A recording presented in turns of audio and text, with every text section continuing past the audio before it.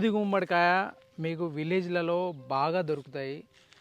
దీంట్లో ఎన్ని పోషకాలు ఉంటాయో తెలుసా?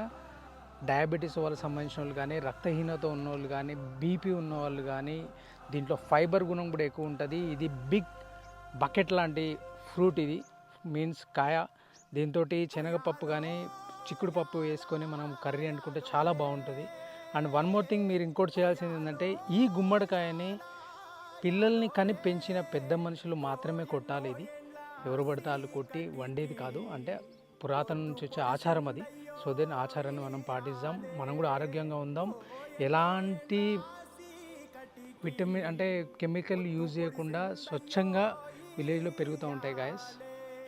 తినడం మర్చిపోద్దు. ఎండాకాలంలో చల్లగా ఉండాలి అంటే గుమ్మడికాయ, బూడిద గుమ్మడికాయని ట్రై చేయండి. జ్యూస్ కూడా చేసుకొని తాగుతారు, ట్రై చేయండి.